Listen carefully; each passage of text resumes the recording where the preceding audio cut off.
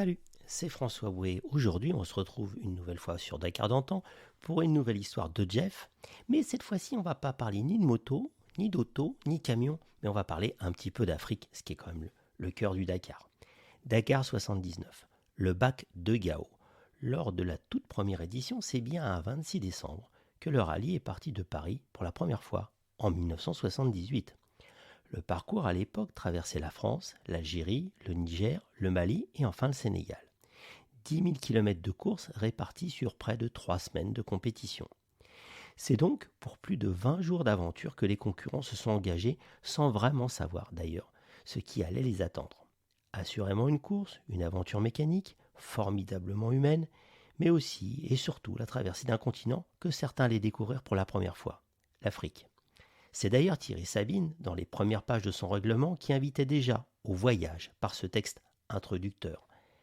La nostalgie de la piste du bout du monde, celle qui vous permet d'opérer un retour sur les points les plus secrets de vous-même.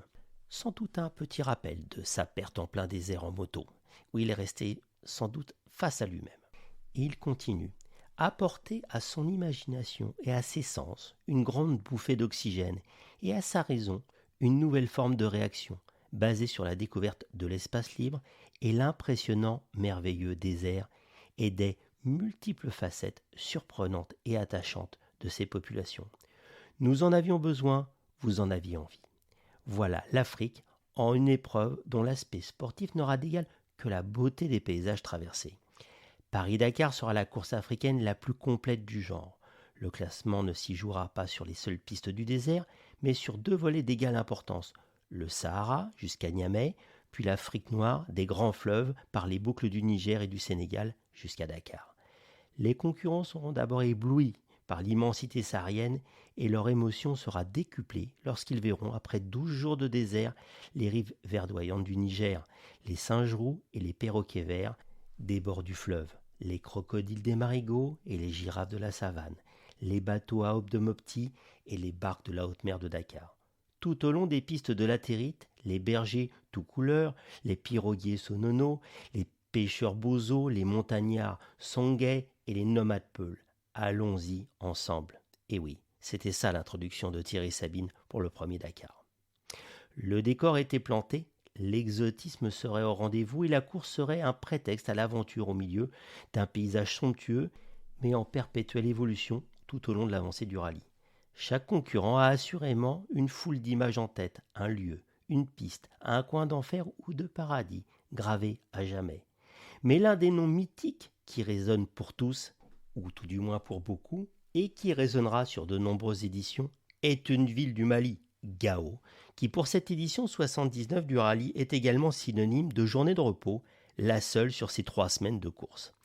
Cette journée de repos permettait pour beaucoup bien évidemment, comme son nom l'indique, à soigner les corps mais aussi les machines, passablement affectées par près de 15 jours de course. Nous sommes le 8 janvier 79. Mais cette journée de repos n'a pas été choisie au hasard par Thierry Sabine. Elle n'est d'ailleurs pas vraiment au milieu du rallye, ni au niveau du kilométrage, ni au niveau du calendrier.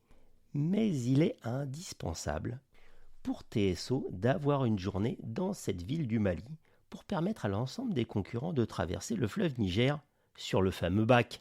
Et il faut bien une journée pour le faire et faire traverser tout le monde. Le bac de Gao, élément incontournable de ce premier Dakar, immortalisé sur de nombreux clichés et qui permettait à l'ensemble de la caravane de repartir le lendemain de l'autre côté du fleuve en direction de Bamako, capitale du Mali. Voici donc quelques clichés de cette fameuse embarcation qui fut utilisée également lors de 2 autres éditions du rallye en 80 puis en 82.